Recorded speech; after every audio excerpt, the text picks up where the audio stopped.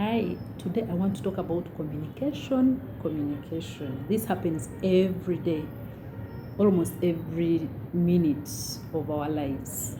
We think we are communicating, but are we really communicating? For communication to be complete, first of all, there has to be a message.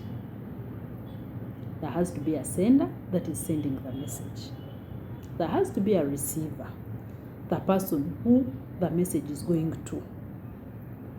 There has to be feedback from the person who has received the message. So if you've not gotten the feedback, then that communication was not complete.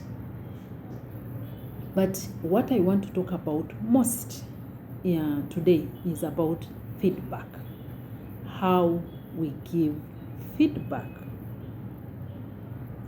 This happens at home, this happens at work, this happens with our friends, this happens everywhere around us.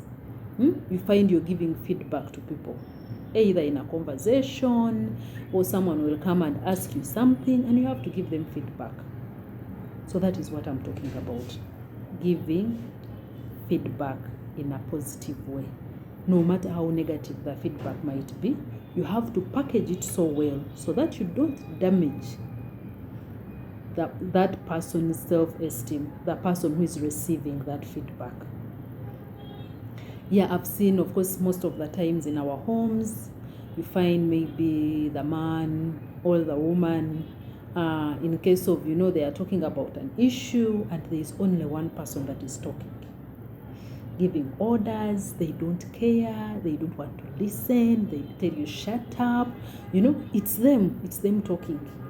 And they feel they've communicated. And they keep wondering why things keep repeating themselves.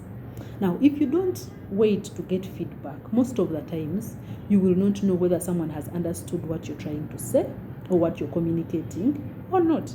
Because sometimes you might say something and someone will hear something else. So if you don't give them time to give you feedback, you will never know whether you've actually communicated or not. You will never know whether she has understood or he has understood what you were saying or not.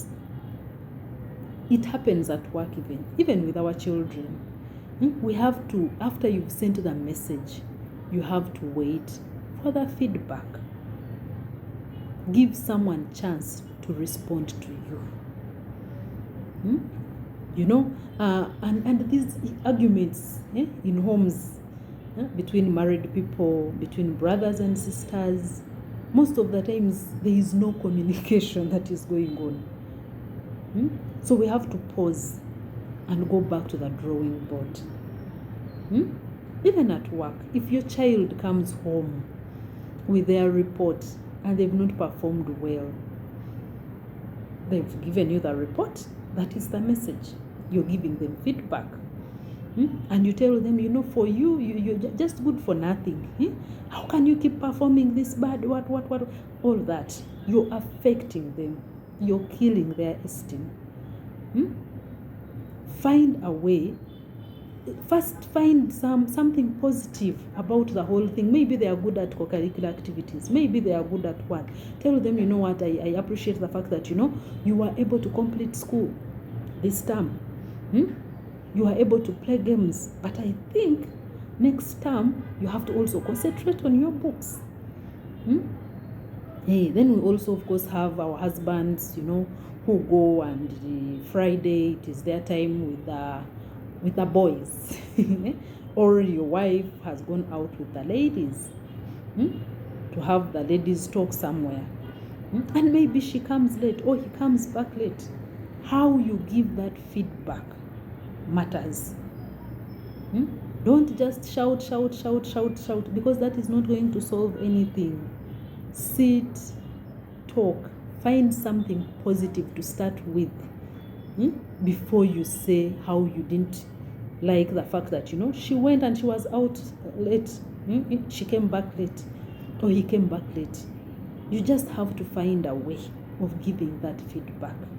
And the same applies in our workspaces. And this really hurts me so much. Like someone can be working tirelessly for a company, but there is no single good feedback. You only want to give feedback when things are bad. When things are going on well, there is nothing like thank you. And even in our homes, I know in some homes it is happening. Where you find one of either the husband or the wife is ever complaining. And you ask yourself, you want to tell me for all the time you've been with this person, there is nothing positive they've done that you can start with, and you say, you know what, I thank you for taking care of me and doing this, but I'm not feeling comfortable with the thing that you're doing lately. There someone will sit and think, and then they will find a way of changing. But if you find that for you every time you're giving feedback, it is negative feedback, you're going to kill that person's esteem. You're going to make them feel as though there is nothing good in them, and that shouldn't be the reason. That shouldn't be your goal really. To make someone feel worthless. Please, as we communicate, put it in mind. Be proactive. This is where that being proactive comes in. Be proactive. Before you give feedback, think through it and see the impact that it will have on this person that you're giving feedback. Then you can give your feedback. Thank you. Have a nice day.